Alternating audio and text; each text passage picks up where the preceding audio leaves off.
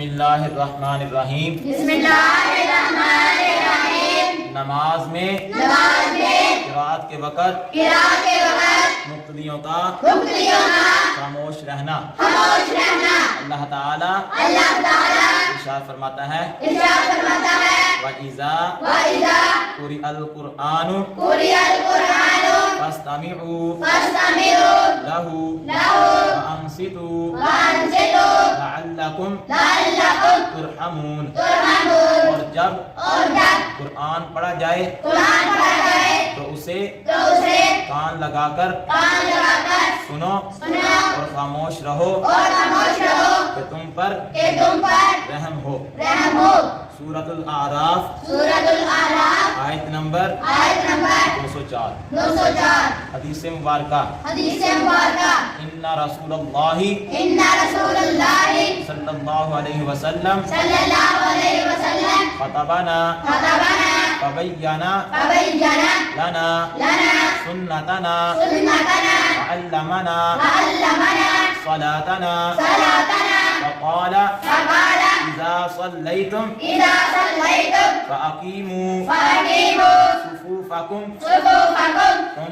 ثم یؤمکم احدکم فاذا کبر فکبروا فاذا قال غیر المغضوب علیہم ولا الضالین فقولوا آمین. یجیبکم اللہ وفی حدیث جریر عن سلیمان عن قتادۃ من الزیادۃ فإذا قرأ فأنصتوا. حضرت ابو موسیٰ اشعری رضی اللہ تعالیٰ عنہ فرماتے ہیں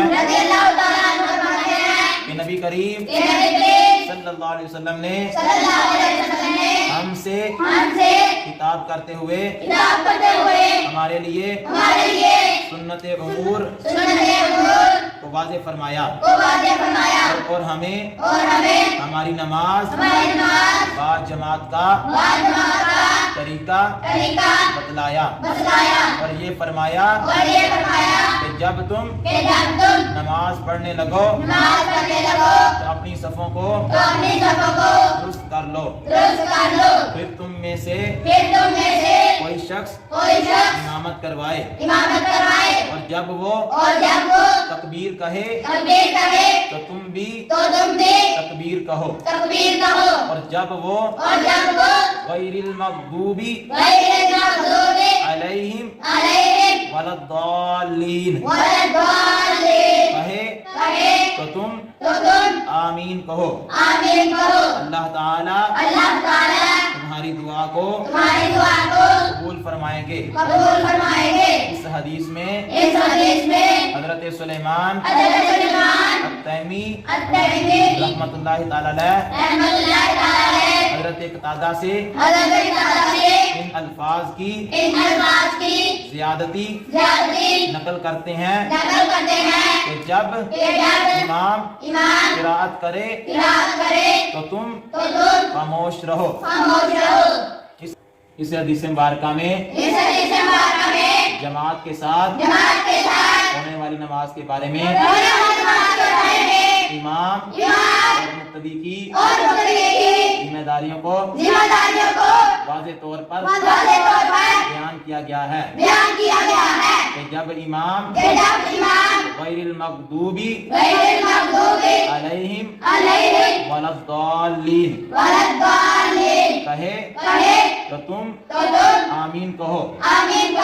یعنی کہ جب امام سورہ فاتحہ پڑھے تو تم خاموش رہو. جب سورہ فاتحہ کے ساتھ کوئی سورت ملائے تو تم خاموش رہو.